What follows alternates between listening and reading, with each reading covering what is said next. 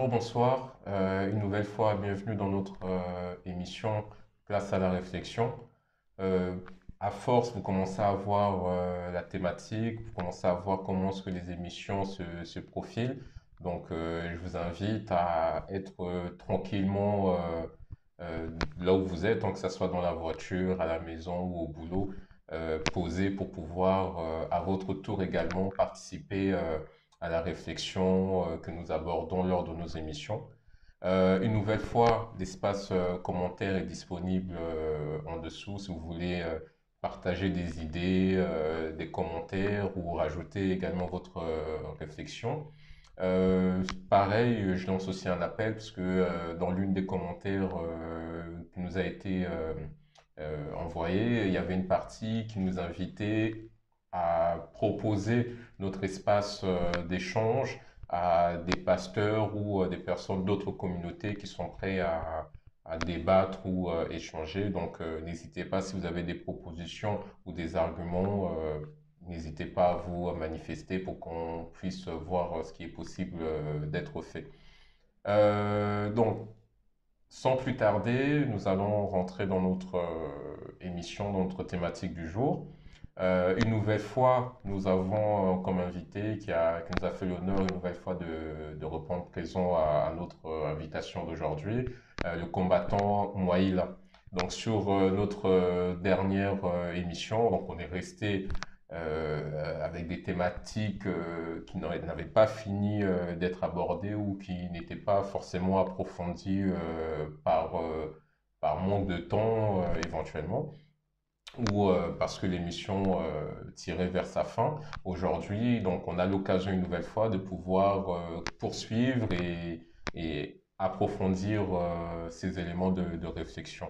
Donc, une nouvelle fois, je vous remercie de votre présence, de votre soutien et on va rentrer dans notre sujet du jour.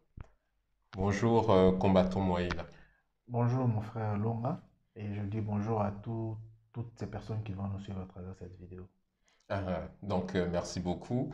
Donc, comme d'habitude, on rentre directement dans le vif du sujet. Mhm. La dernière fois nous vous avons accueilli, euh, vous nous avez laissé en suspens plein d'interrogations, plein de questions, pas que pour moi, même pour les personnes qui nous ont suivis, euh, qui nous laissent sans réponse. Même moi, quand je vous ai écouté, effectivement, ça m'a soulevé encore d'autres questions, d'autres interrogations qui sont parvenues par la suite. Donc, déjà, on va essayer de poursuivre là où on s'était arrêté. Oui. Euh, donc, pour ceux qui ne s'en souviennent pas, n'hésitez pas à visionner l'émission précédente pour pouvoir aborder plus facilement la suite de l'émission d'aujourd'hui. Donc, mettez pause, repartez, visionnez, comme ça, quand vous venez, vous pourrez poursuivre l'émission dans une ordre chronologique euh, qui sera beaucoup plus adapté. Mais pour ceux qui l'ont déjà suivi, donc, je vous invite à ne rien faire de plus que être attentif à ce qui se passe. Sur la dernière émission, vous nous avez donné l'exemple du prince Charles. Donc, c'était Mhm. un exemple pour ceux qui ont vu la précédente émission et qui va leur parler suffisamment. Et vous êtes revenu sur l'exemple de Zengaku. Mhm. Euh, Avant de rentrer un peu plus dans les détails, est-ce que vous pouvez déjà nous contextualiser? Parce que pour beaucoup de personnes, c'est peut-être la première fois qu'ils entendent parler de cette histoire. Vous avez parlé d'un contexte où l'Europe est censée être pauvre, l'Afrique était censée être riche, mais finalement, peut-être que non. Donc, pour des personnes qui n'ont jamais entendu parler de cette histoire, qui ne connaissent pas le contexte, est-ce que vous pouvez déjà nous mettre sous forme avant de pouvoir approfondir la réflexion que vous avez soulevée? Si vous ne le faites pas, moi-même je vais vous poser la question parce que ce serait bien qu'on puisse avoir le fin mot de l'histoire. Ok, merci beaucoup, Nelonga. Et je pense que si nous sommes là, c'est juste pour essayer un peu de partager notre réflexion. Qu'est-ce que je disais la fois dernière? Moi, à l'école, quand on nous a appris l'arrivée de Diego Cao, et on nous a appris qu'il y avait quand les Diokawa est arrivé avec sa délégation en 1482, ils ont rencontré le Royaume Congo. Ils ont vu ce qui s'est passé. Mais la présentation, on nous a présenté que l'Europe, ou Diokawa, sortait d'un pays pauvre. Et c'est comme ça que même nos ancêtres les ont appelés les Mputu. Donc, quand vous dites Diego Cao, il est sorti, c'était, pour rappel pour les téléspectateurs, Voilà. c'était un explorateur, hein? Voilà, Un c'est un explorateur. explorateur Mhm. portugais. Mhm. Et je pense aujourd'hui que la même histoire, elle est reprise dans tous ces mouvements dits révélés, dans tous ces mouvements qu'on appelle les mouvements des Noirs. Mhm.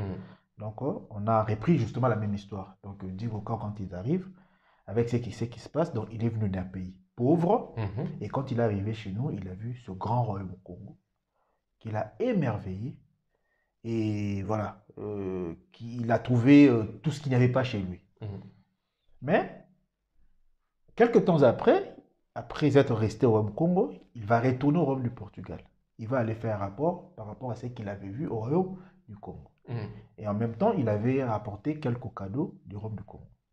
Et c'est après que, au royaume du Portugal, ils vont trouver des solutions pour créer ce qu'on appelle le traité d'amitié entre le royaume du Portugal et le royaume du Congo. Mhm. Et voilà que là, une idée va sortir. Il faudrait retourner au royaume du Congo, proposer au roi Congo, donc le roi Nzengakuvu, Mhm. juste après, de prendre les jeunes du royaume Congo et que ces jeunes viennent visiter le royaume du Portugal. Mhm. Donc ça, c'était la deuxième venue du roi, le deuxième voyage de Diego Cao. Mhm. Donc 1422, après il est revenu en 1485. Alors quand il revient cette fois-ci, il revient avec les missionnaires. Mhm. Il commence à prêcher et à faire de l'évangélisation. Et c'est comme ça qu'ils iront proposer au roi Nzengakuvu de ramener les jeunes Congo Mhm. pour qu'eux aussi, à leur tour, viennent visiter le royaume du Portugal. Ok. Juste un instant, Oui, oui. excusez-moi de couper. Mhm. Donc, vous avez dit en 1482. Donc, Oui. c'était avant la découverte de Christophe Colomb des États-Unis. Oui, oui, bon, c'est selon l'histoire. Mhm. Christophe Colomb découvre les États-Unis en 1491, selon l'histoire. Mhm. En 1482, selon l'histoire, c'est Diego Cao qui est arrivé déjà en premier au royaume du Congo. Ok. Ok. Et c'est ainsi que, en entrant en contact avec nos ancêtres, Mhm. il y a eu ces propositions. Il fallait que les jeunes du Congo Mhm. viennent visiter le royaume du Portugal. Portugal. Et dans ces propositions, le roi a accepté, et voilà que son fils Mhm. s'est retrouvé parmi ceux-là qui devaient venir visiter le royaume du Portugal. Et ils étaient au nombre de 3000. Ils arrivent au Portugal, ils ont été formés, éduqués, et eux aussi, Mhm. je pense qu'ils étaient émerveillés de la vie qu'ils ont retrouvée au Portugal. Je dis bien je pense. Mhm. Après avoir été formés, éduqués au Portugal, ces jeunes vont revenir en Afrique. Mais sauf qu'en revenant en Afrique, ce sont maintenant ces jeunes-là qui vont aider les missionnaires à faire leur travail au royaume du Congo. Donc les jeunes Congolais Mhm. du Congo qui vivent dans l'abondance, dans le luxe, qui vont dans un pays pauvre comme le Portugal, Mhm. mais en arrivant au Portugal, eux, ils sont émerveillés Parce qu'ils ont trouvé là-bas. par ce qu'ils ont trouvé au Portugal. Mhm. Et quand ils retournent au Congo, ils ont maintenant l'esprit Mhm. du Portugal en eux, et eux maintenant viennent faciliter le travail Des des Portugais Portugais au au royaume. royaume. Mhm. Ça, c'est ce que l'histoire nous raconte. Je ne suis pas dans le faux. Mhm. Puisqu'il s'agit de réflexion. Maintenant, moi, je suis en train de réfléchir. Parce que moi, j'ai toujours dit, mon cerveau, il m'appartient. Donc, réfléchir, C'est pas un crime. c'est pas un crime. Bah oui. Je suis libre de réfléchir comme je veux. Mhm. Alors, celui qui n'est pas d'accord avec ma réflexion, il peut aussi réfléchir à son tour. Mhm. Mais non, moi et vous, posons-nous des questions. Prenons le royaume du Portugal, parce que comme le Congo aujourd'hui, Kinshasa d'aujourd'hui, c'est le royaume du Portugal. Le royaume du Congo, c'est comme la France d'aujourd'hui ou l'Angleterre d'aujourd'hui. Dites-moi, par quelle magie, un Congolais peut quitter le Congo, venir en France, convaincre les Français? Mhm. Expliquez-moi un peu, c'est par quelle magie? Mais vous allez comprendre que un Français est capable d'aller convaincre les Congolais. Ça, c'est faisable. C'est logique. C'est logique. Des fois, même un film seulement, là, déjà. Voilà, donc un film, déjà, vous êtes convaincu. Maintenant, expliquez-moi, c'est par quelle magie un Congolais, donc un Portugais, qui avait la situation du Congo, est venu convaincre les Congolais qui ont la situation de la France. Vous comprenez un peu ma question? C'est là où moi, je me situe maintenant. Donc là, quand vous réfléchissez comme ça, on se dit, non, en tout cas, c'est pas normal. Et cette histoire n'est pas logique. Vu comme ça, voilà. C'est pas logique. C'est pas logique. Donc, dans le contexte actuel, c'est pas logique. Et si le contexte actuel n'est pas logique, même le contexte d'hier n'était pas logique aussi. Alors, si les Portugais sont arrivés à dominer, à évangéliser le royaume Congo d'hier, cela veut dire que les Portugais d'hier, donc en 1484, en 1482, au XIVe siècle, le Portugal a été à un rang élevé que le royaume du Congo. Je pense que ça c'est question de logique. Mais du coup, dans la réflexion sur ce que vous êtes en train de dire, il y a des Européens, par exemple, quand ils voyagent pour aller en vacances, même si le pays il est pauvre, mais ils découvrent le soleil, la plage, ça peut être aussi un élément qui peut leur faire dire quand ils reviennent que ce qu'ils ont trouvé là-bas, c'était merveilleux, c'était beau. Merci beaucoup. C'est toujours une suite de raisonnement. Eux, ils découvrent le soleil. Ils découvrent la plage. Mais toi, quand tu es venu chez eux, tu n'as pas découvert le soleil. Toi, tu as découvert les avions. Tu as découvert le tram. Entre celui qui découvre le tram pour sa première fois, qui voit les immeubles, les gratte-ciels pour sa première fois, et celui qui n'a que vu le soleil qu'il voit chez lui tous les jours, et qui a découvert la plage, tu penses que ces deux histoires, on peut le mettre sur la table et peser de la même façon? C'est pas la même admiration. Voilà, c'est pas de la même admiration. Parce que moi, je m'en vais plus loin. Parce que plus loin, on nous dit que le fils du roi Mvemba Nzenga a tué son père. Et si pour tuer son père, dans sa tête, il se disait, en tuant mon papa, je pourrais changer la situation de mon pays. Je pourrais transformer mon pays, le royaume Congo, en royaume du Portugal. Donc son père, c'était comme un frein à cette évolution. Voilà, cette évolution. Vous comprenez? C'était un frein à cette évolution. Parce que le fils, lui, il a joué un rôle important déjà pour la conversion de son père. Lui, il dira à son père, papa, ces gens que nous voyons, ce sont eux qui ont Dieu. Ce que nous avons vu chez eux, c'est le témoignage que le fils apporte à son père, qui pousse son papa à aller se convertir. Vous comprenez un peu le problème. J'aimerais vraiment qu'on se mette là et qu'on comprenne. Donc, le prince Charles, qui va au Congo d'aujourd'hui et qui vient dire à la reine d'Angleterre, en tout cas, maman, j'ai vu le Congo, il faut qu'on soit comme eux. Il était prêt à tuer même sa reine. Il était même prêt à tuer comme même sa reine. Pour que ça devienne pareil. Pour que ça devienne pareil. Tu penses que le Portugais, c'était comme le Kinshasa? Ça devait être autre chose. S'il y avait des poubelles, il y avait des moustiques, tu penses qu'il allait pousser son père à transformer le Portugal en pays des moustiques? Un pays où il y a les souris qui vont dans les maisons des voisins? Non. Impossible. Ça, c'est impossible. Donc, logiquement, ça voudrait dire que vers les années 1400, le royaume Congo était plus bas que le royaume du Portugal, que l'Europe. Je vais aller encore plus loin.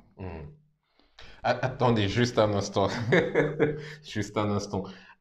Avant de rentrer dans cette réflexion, vous aviez pris des précautions. Vous avez dit peut-être que la réflexion que je vais avoir, ça va peut-être pas plaire à ceux qui nous regardent. Oui. Mais pourquoi vous avez pris ces précautions? Qu'est-ce qui peut faire, c'est quoi cette gravité qui peut faire qu'ils ne soient pas contents ou qu'ils soient déçus de la réflexion qu'on a là? Parce que la réflexion qui existe, elle a déjà été bien dessinée dans la tête de tout Africain. Ok. Vous comprenez? Et que toutes les personnes qui ont entendu cette histoire, oui, ils ont entendu comme ça. Même moi, je fais partie de cette réflexion-là. de ceux-là qui pensaient aussi que le royaume du Portugal était bas, Bas et le le royaume Congo était haut. haut. Je Ok. faisais partie de cette réflexion. Uh-huh. Mais après avoir réfléchi, Mm. je me suis réveillé un matin, j'ai commencé à réfléchir, je me suis dit, non, mais non, c'est pas logique. Mm. Vous êtes pas catholique, hein, vous n'êtes pas chrétien. Non, en plus, je ne suis même pas chrétien. Sinon, on aurait dit que vous êtes sorcier. Ouais, je ne suis même pas chrétien. Je me dis, non, c'est pas logique. Uh-huh. Il faudrait que la logique intervienne. Mhm. Alors, si c'est pas logique, je m'en vais prendre les exemples actuels. Mm. Et si les exemples actuels déjà ne correspondent pas, ne me dites pas que ce sont les exemples d'hier qui sont vrais. Mm, mm, mm. Mais il y a une réponse à ça. Mhm. Dans ma façon de réfléchir, il y a une réponse. Mais dans la façon d'hier, Mm. c'est difficile qu'on ait de réponse. Mm, mm, mm. C'est compliqué. C'est Ça, compliqué. c'est pas logique. Ça Vous comprenez? concorde pas. C'est pas logique. Mm. Alors, dites-moi maintenant, vous savez, l'hôtel de ville de la Belgique, elle a été construite vers quelle année? Ouais, je sais pas du tout. C'était déjà vers les années 1400. Mm. Ici en Europe, il y a les édifices qui sont vieilles de 1200 ans. Ah. Et qui sont bien solides. Qui sont bien Surtout, solides. à Paris, Voilà. il y a des... Vous êtes d'accord avec Oui, moi, oui, non? oui, tout à fait Il y a d'accord. il y a ces édifices qui ont peut-être 1000 ans d'existence ici en Mhm. Europe. Ici en Europe. À part l'Égypte, Mm. je dis bien à part l'Égypte, alors au Royaume Congo. Mm. On a l'impression qu'au Royaume Congo, c'est juste l'église San Salvador, Kulumbimbi, Mm. qui était l'immeuble sophistiqué qu'on avait construit. Ah, dans tout le continent. Dans tout le Royaume Congo. Mm. Et Nzingakouvou, même les ruines de la maison de Nzingakouvou, on ne les retrouve pas. Mm, mm, mm. Mais on retrouve les ruines de l'église. Ah. Même les ruines des notables de Nzingakouvou, on ne les retrouve pas. Mais il y a des théories qui peuvent dire qu'ils ont été détruits pour pas laisser des traces. Ah, ok, donc c'est que l'Européen se promène avec les dynamites dans les poches. Ah, Les non. dynamites dynamitaient les maisons. Ah, Donc c'est que les maisons, il y en avait 5. ah, en Il y en tout cas, avait pas, six. pas suffisamment. Quoi. Tu sais, tu sais que même la guerre mondiale n'a pas tout détruit en Europe. Mm, mm, mm. Même les grandes guerres qu'il y avait en Europe n'ont pas tout détruit en Europe. Donc, ce que c'est que ces gens, ils avaient vraiment des dynamites qu'ils utilisaient partout. Non, c'est pas logique. C'est pas logique. Mm.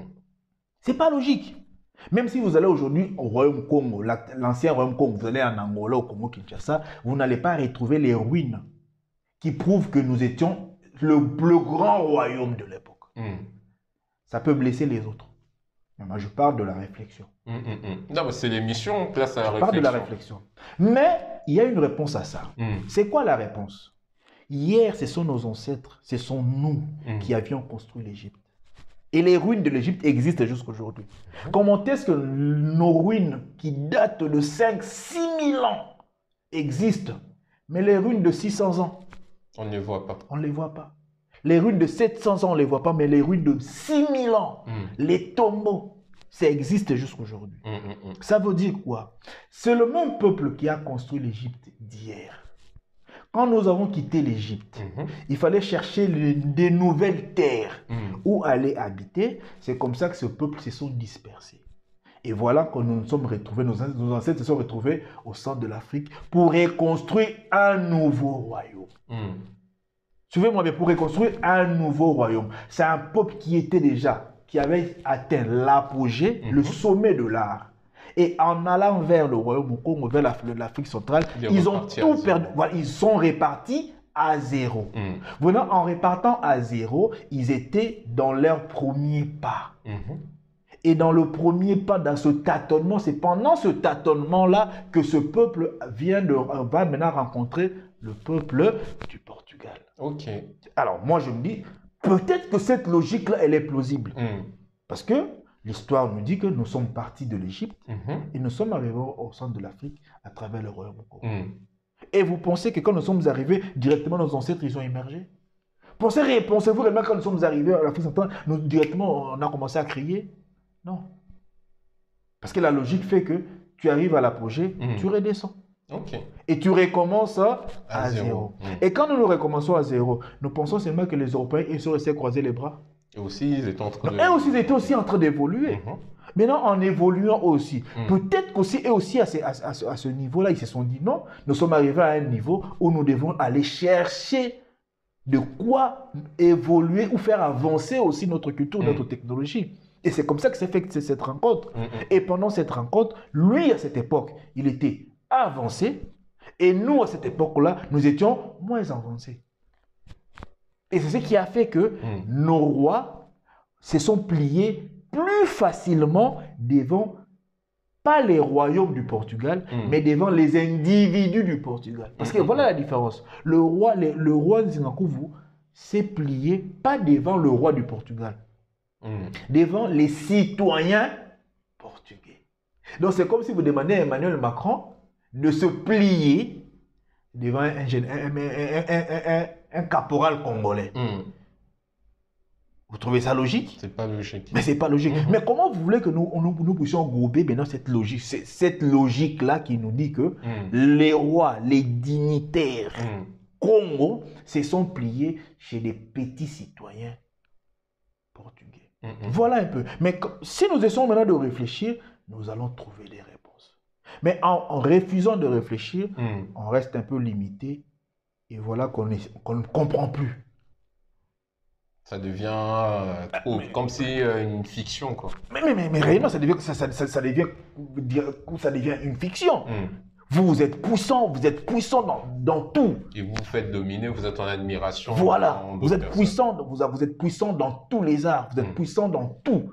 Et il y a un peuple qui est en manque de tout, qui vient vous dominer. Exemple, nous le Congo, je prends seulement exemple, le Congo actuel vient dominer la France. Dites-moi, c'est par quel... Dites-moi, expliquez-moi, c'est par quelle magie? C'est impossible.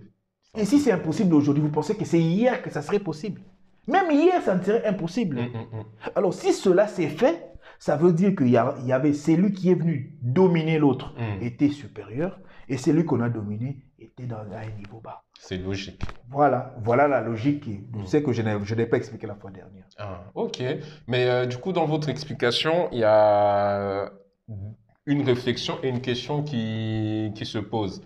Donc, la première, c'est la question, si ils étaient à leur apogée en Égypte, avec les traces qu'ils ont pu laisser d'infrastructures et tout, pourquoi est-ce qu'ils ont senti le besoin de quitter cet endroit pour repartir à zéro? Donc, on sait que c'est la logique après l'apogée, ça descend et de manière sinusoïdale. Mais pourquoi est-ce qu'ils ont fait ça? Ça, c'est de un. Et de deux, c'est-à-dire que s'ils sont partis en apogée et qu'ils sont partis au Royaume Congo, donc à la base du Royaume Congo, c'est-à-dire qu'il devait forcément y avoir une transmission. Tandis que dans la réflexion, dans votre évolution de réflexion, on voit qu'il y a une coupure. Parce que ce soit les jeunes qui ont été amenés au Portugal ou le fils du roi, ils ont été en admiration sur ceux qu'ils ont trouvés. C'est-à-dire qu'à un moment donné, ils ont omis, ou bien ils ont oublié qu'ils font partie des personnes qui ont pu vivre là où il y avait les pyramides. Donc, on est dans la réflexion. Hein. Oui, oui. Donc, quel est votre point de vue par rapport à tout ça? Ah, très bonne question. Mon frère Longa, il faut comprendre une chose. Ce peuple qui est parti de l'Égypte et celui qui est arrivé au Royaume Congo, c'est la suite de ce peuple-là. Donc, ça ne s'est pas fait en une journée. Ils ont pris l'avion de l'Égypte pour arriver au Royaume Congo. Non. Ça s'est fait il y a eu des années. Ce sont des années qui se sont écoulées. Il y a eu des générations qui se sont succédées. Ce n'est pas la même génération des pharaons qui sont venus s'installer au Royaume Congo. Non. Donc, cette génération a été déjà passée et c'est la suite des générations. Et c'est cette suite des générations qui est venue maintenant s'installer au centre de l'Afrique et faire la continuité. Et par rapport à cette suite de générations, allez-y comprendre que non, puisqu'il y a une suite de générations, la continuité peut ou ne pas se faire aussi. C'est possible. C'est possible. Donc moi, là, je parle juste d'un raisonnement. Ou alors, la transmission peut se faire ou ne pas se faire aussi. Nous étions en Égypte, nous avions construit parce qu'on avait les matériels. Il y avait les matériaux. On arrive dans un terrain où on n'a rien. On doit reprendre. On doit tout reprendre à zéro. Tu es riche, tu as beaucoup d'argent, tu es un millionnaire, tu arrives devant un terrain où il n'y a rien. Tu dois travailler avec les moyens des bords. Tu dois tout, malgré ta richesse, mais là, tu dois tout reprendre à zéro. Et pour ériger ce que tu veux. Mais lorsque l'individu vient te trouver au moment où tu es encore en train de penser à faire le premier trou, Vous comprenez un peu? Mhm. C'est différent que au moment où l'individu qui vient te trouver au moment où tu as déjà érigé ton château. Entre le premier tour et le château, voilà, il y a une très grande différence. Mhm. Donc ce peuple qui s'est déplacé, c'est plusieurs générations là Qui se sont qui suivis. se sont suivis, qui vont maintenant s'installer au Royaume Congo. Voilà ce qui s'est passé. Alors, ces jeunes qui sont partis du Royaume Congo pour venir aussi en Égypte, c'est pas ce jeune-là, ils n'ont pas un lien direct avec l'Égypte d'hier. Mhm. Vous comprenez? Oui, oui. Ah, voilà. Ils ont un lien, ils ont un passé lointain aussi à leur tour avec cette Égypte d'hier. C'est les mêmes peuples, mais Voilà. pas la même histoire. Voilà, pas la même histoire. Mhm. Mais maintenant, posons-nous des questions. Posons-nous des questions. Eux, les Européens, on nous a dit ils venaient étudier en Égypte. Mhm. Et quand ils venaient étudier en Égypte, c'était pour aller jouer au billes en Europe. Non, c'est pour construire par rapport à leurs Ah, connaissances. moi, je pensais que c'était pour aller jouer au billes en Non, non, Europe. non, non, non. Moi, je pensais que c'était pour aller jouer aux cartes en Europe. Mhm. Donc, s'ils venaient apprendre chez nous, c'était pour qu'eux aussi, à leur tour, Mhm. aillent construire chez eux. Ça veut dire qu'eux, ils ont bien copié. Ah, voilà. Eux, ils ont bien Ils ont copié. bien copié. Ils ont bien copié. Mhm. Et après, ils sont revenus. Mais quand ils reviennent chez nous, Mhm. ils nous trouvent maintenant à un niveau bas. Et c'est comme ça que eux prennent le devant et le dessus sur nous. Mhm. Et nous sommes en admiration quand on les a vus. Mhm. Nos ancêtres étaient en admiration quand ils ont vu l'homme blanc. Et ils l'ont suivi, ils se sont convertis, ils ont changé de nom. Et puisque eux avaient la ruse, Mhm. ils en ont profité pour nous exploiter. Est-ce que tu penses que c'était des armées, des bateaux, des militaires qui sont venus nous rendre des esclaves? C'est encore une autre question. Mhm. C'est encore une autre question. Imaginez en Rome, nous étions combien de peuples? Excusez-moi, si nous étions peut-être 500 000, Mhm. 1 million, 2 millions de personnes. Mais ces 2 millions de personnes, nous avions été condamnés par un petit bateau, Mhm. un petit groupe d'Européens. Quand ils arrivent, ils commençaient à nous mettre dans les bateaux, on allait comme des esclaves. Mhm. Réfléchissons seulement. Et tu penses réellement que ce peuple-là, c'était ce peuple qu'on présente comme étant le génie d'hier? Ou c'était déjà le peuple qui était facile à prendre, dépourvu de sa force? Donc, à mon avis, ça doit être la deuxième proposition. Hein. Mais c'est C'était clair. déjà facile à prendre, dépourvu de leur Mais force. c'est clair. Mhm. Mais c'est clair. On ne le dit pas parce qu'on veut être en admiration de l'Europe. Non. La vérité, des fois, elle doit être dite. Mhm. Parce que si on ne veut pas, si on n'explique pas ces choses avec la véracité qu'il faut, les choses seront mal comprises. Raison pour laquelle j'ai dit que les gens ne me prennent pas mal à travers mes propos, mais je demanderai à tous ceux qui vont me suivre de prendre seulement le temps, eux aussi, d'essayer un peu de faire travailler leur tête. Voilà un peu. Donc, à mon avis, oui, puisqu'il y a, il y a, il y a, il y a, il y a plein de personnes qui voient que la version idéale de la chose. Oui, Que c'était immense, que c'est le méchant qui est venu, etc. Donc, à mon avis, c'est vrai, je comprends maintenant pourquoi vous avez pris des précautions oratoires, parce que ça risque de bousculer un petit peu le raisonnement ou la compréhension de tout un chacun. Merci déjà d'avoir fait part de votre réflexion dessus. Euh, on va laisser cette partie de côté à l'état comme elle est, comme ça laisse les personnes prendre le temps de réfléchir sur ça. Je vais revenir sur une chose que vous avez mentionnée sur les féticheurs, la spiritualité ou la religion, comme quoi tout est une question de piège de cette histoire. Donc, qu'est-ce que vous pouvez nous dire dessus? Euh, vous voyez, quand l'Européen arrive chez nous, il a fait son travail qui consistait à abrutir Mhm. l'homme. Et le travail qui a été fait, il fallait qu'il y ait une suite logique parce que après eux, Mhm. il fallait que ce peuple puisse toujours rester dans le même état. Et comment garder ce peuple dans le même état? Il fallait former le peuple qui lui ressemble pour qu'il fasse le même travail Mhm. et que lui ne comprendra pas que c'est nous qui sommes derrière.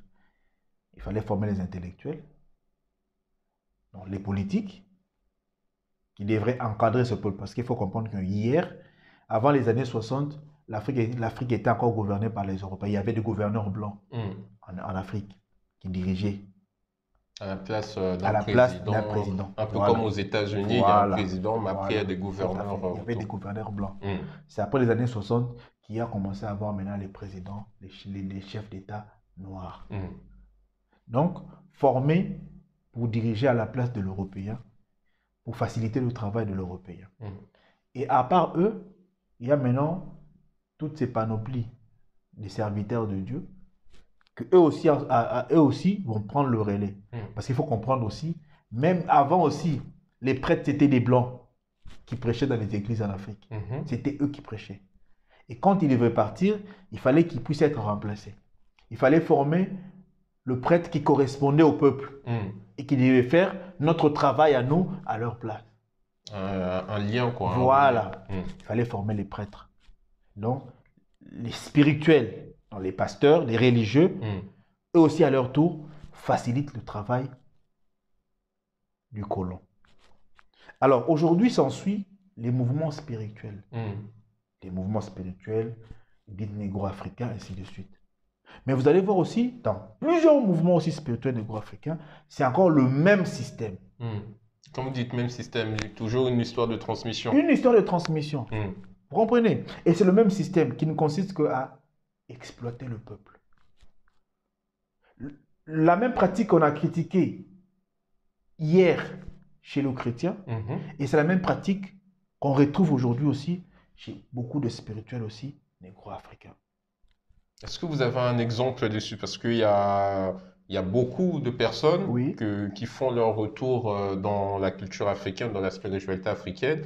Ils se réfèrent beaucoup justement à ce côté mystique. Donc, est-ce que vous pouvez juste brièvement, on pourra peut-être approfondir prochainement si l'occasion se présente, mais est-ce que vous pouvez donner un exemple brièvement de ce piège que vous êtes en train de dire, une continuité de ce côté-là? Déjà, s'il faut parler du côté mystique, comme vous venez de le dire, je ne pense pas que l'Africain est plus mystique que l'Européen. J'ai dit, je ne pense pas. Ah, mais voilà. On est dans sa réflexion. Oui. Voilà. Parce que si nous étions plus mystiques, je crois que l'Afrique ne serait pas à ce stade. Mais le mystique occidental fait que, après 2 jours, les gens vont nous suivre à travers cette vidéo. Ça, c'est la mystique. Et cette mystique fait que je prends mon téléphone, je fais un appel vidéo, je parle avec ma tante qui est au pays, on s'ouvre, on se dit bonjour. Ça, c'est la mystique. La mystique consiste à transformer. La mystique, quand elle n'est pas matérialisée, c'est pas de la mystique. La mystique doit être... Il faut matérialiser la mystique, la rendre vivante. La rendre vivante au profit de tout le monde. Mais la mystique africaine, elle est où? Non, mais elle n'est même pas expliquée.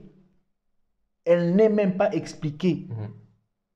Allez voir tous les mystiques de l'Afrique, ils ne savent même pas vous expliquer que c'est quoi leur mystique. Elle n'est même pas transmissible. Voilà. Mais la mystique aujourd'hui chinoise, elle est transmissible, elle est expliquée. Donc on parlera de la mystique africaine le jour où nous aussi, nous aurons les capacités d'expliquer cette mystique, de la rendre palpable et matérielle, de la matérialiser et de la rendre ouverte à tout son peuple. Mais tant qu'elle ne reste que dans la tête, dans le ventre de quelques individus, alors ce sont ces individus qui se servent de ces petites connaissances pour extorquer maintenant les autres. Dans le royaume des aveugles, c'est le borgne qui est roi. Parce que si cette mystique existait, moi je parle du Congo qui est mon pays, avec toute la misère qu'il y a au Congo, avec toute cette exploitation qu'il y a au Congo, je pense que si réellement c'est l'Européen qui est venu nous rendre esclaves, je ne pense même pas qu'il allait rentrer. Je crois que c'est la mystique qui allait prendre place, qui allait prendre le devant, et nous allions rester derrière. Façon la MONUSCO est en train de nous exploiter, Mm. de créer les guerres, Il y aurait une d'entretenir les guerres. intervention. La MONUC n'allait même pas mettre ses pieds en Afrique. Mm. Parce que la mystique, comment allait réagir. Je pense que même certaines guerres Mm. seront résolues, non par les armes, mais par la mystique, entre guillemets. Mm, mm, mm. Mais elle est où cette mystique? Elle est où cette mystique? Cette mystique n'existe pas. Ça n'existe pas. Aujourd'hui, il y a beaucoup de fanfarons qui en profitent pour essayer de soutirer de l'argent aux personnes. Dites-moi, c'est quelle mystique Congo qui va dépasser le rayon laser? Dépasser le rayon Qui laser. va dépasser le niveau du Ah. rayon laser? Dites-moi. À ce stade-là, dites-moi, parce que le rayon laser, imaginons ce que ça fait et ce que ça produit. Mm. Et nous, la mystique, elle est où? La mystique, comment consiste à faire quoi? À sortir les clous dans la tête des gens. Vous voyez, vous touchez, vous faites sortir des clous. Ça c'est pas de la mystique, c'est de la blague. C'est de la blague. Donc, puisque l'Africain est encore à ce niveau de raisonnement, et puisque lui, à son tour, cherche des solutions, des voies et moyens pour s'en sortir, qu'il ne retrouve pas, il va maintenant mettre son espoir chez tout individu qui va lui parler de Dieu. Qui va lui dire que non, ton sort, il est entre les mains de telle personne. Ton sort, il sait que tu vis, c'est telle personne. Donc, l'Africain aujourd'hui n'est pas prêt à écouter ce qu'on veut, les vérités qu'on veut lui dire. L'Africain est prêt à écouter ce que lui veut écouter. Et automatiquement, chacun de nous est esclave d'une pensée. Chacun de nous est esclave d'un individu. Et voilà que tout le monde se retrouve esclave aujourd'hui en 2021, 2022. Ok. Ce que j'ai compris sur votre explication, au niveau de ce qui est mystique, hein, c'est pour ça que j'ai failli intervenir tout à l'heure, après je vous ai laissé poursuivre parce que vous étiez sur votre élan. C'est quand on entend mystique, le noir, lui, il entend justement, comme vous avez dit, sortir des clous, couper la tête du poulet, etc., etc. Donc quelque chose, comme vous avez dit, c'est regroupé dans un petit cercle ou des petites connaissances que les gens utilisent pour pouvoir extorquer ou mystifier la plupart des gens. Tandis que ce que vous avez dit là, par exemple, sur l'émission qu'on est en train de préparer, sur le fait d'envoyer un mail ou d'appeler, c'est une mystique, c'est une magie, comme vous avez dit, mais tellement on l'a rationalisé, on n'arrive pas à le voir. Voilà. Donc, du coup, ça devient logique. C'est le téléphone, on envoie le texto, ça fait ça. Donc, on oublie le côté mystique. Alors que c'est de la C'est de la mystique, voilà. qui est C'est claire et qui est nette, clair qui et est net. palpable parce Mais qu'on oui. voit les résultats Mais oui, on voit les dessus. résultats. Mais oui. Tandis que, donc, même quand on parle d'armes nucléaires, Ah, mais oui. c'est de la mystique Mais exposée Exposé voilà, devant tout le monde. devant tout le monde. Voilà. Tandis que d'un côté, il y a des gens, ils font n'importe quoi. C'est la tante, c'est le tonton, Voilà. c'est... Vous allez voir chez les Balouba, on prend un truc, on met là, il y a la foudre qui arrive. Mais cette foudre-là, ça n'arrive pas à venir exploser ici chez les Non, Européens. non, Ça, non, là, non. ça vient jamais, ça a peur. Place à la réflexion. Bon, une nouvelle fois, c'est pas fait exprès, c'est pas volontaire, mais on est obligé de conclure encore une nouvelle fois par cette dernière conclusion. Je vous invite, comme la dernière fois, à être attentif aux prochaines émissions, aux prochaines vidéos qui vont sortir. N'hésitez pas à vous abonner si ce n'est déjà fait. Et si les émissions, vous trouvez de l'intérêt à ce que d'autres personnes puissent également en bénéficier, n'hésitez pas à partager. L'espace commentaire est disponible pour vous. Donc, je me dédouane, hein, c'est pas fait exprès que les émissions s'achèvent de cette manière, avec en vous laissant entre guillemets l'eau à la bouche. Mais bon. Le temps, c'est le temps. On est tous, entre guillemets, dépendants du temps, peu importe les situations. Donc, je vous invite à nous suivre sur nos prochaines aventures. Et comme à l'accoutumée, le mot de la fin, c'est réservé à notre invité. Donc, je vais lui laisser la parole pour la conclusion. Merci beaucoup, mon frère Longa. Je pense que ceux qui vont nous suivre, chacun de nous va se faire une idée de ce que je viens d'expliquer à travers cette vidéo. Si ça aura l'air de vous choquer, ne soyez pas choqués. Prenez juste le temps aussi de réfléchir comme moi. Parce que moi, je me suis réveillé un matin, j'ai commencé à réfléchir. Je sais que ces histoires que je viens de raconter, vous les connaissez telles que je viens de le dire. Mais que chacun de vous se mette sur sa chaise et commence à réfléchir. Vous comprendrez que beaucoup d'histoires ne sont pas logiques. Beaucoup ne sont pas logiques. Mais sachez que avec le présent, on peut reconstituer le passé. Si on peut reconstituer le passé avec le présent, commence à voir le présent et tu comprendras ce qui s'est passé hier. Si au le présent, la chose n'est pas logique, dis-toi que même dans le passé, elle C'était n'était pas pas logique. logique. Mais comment nous dire la chose était logique hier, mais au présent, la chose n'est pas logique? Là, on se contredit. Commençons par revoir toutes nos histoires et mettons-les dans les contextes actuels. Vous comprendrez qu'il y a des choses que nous devions mieux expliquer, que nous devions retoucher, et pour les rendre dans leur vrai contexte et pour qu'ils soient mieux comprises. Donc, je me reprends encore, parce que moi j'ai réfléchi, je me dis, peut-être que vous avez aussi des avis contraires, faites vos commentaires, dites-moi ce que vous en pensez, et peut-être que moi aussi je reviendrai pour vous donner ma façon de voir les choses et développer aussi peut-être par rapport à vos questions et vos raisonnements. En tout cas, merci beaucoup pour tous ceux qui vont me suivre à travers cette vidéo et merci à vous, Merci à Laura, vous. qui avez accepté de m'inviter à travers cette émission. Matondo. Merci beaucoup. À bientôt.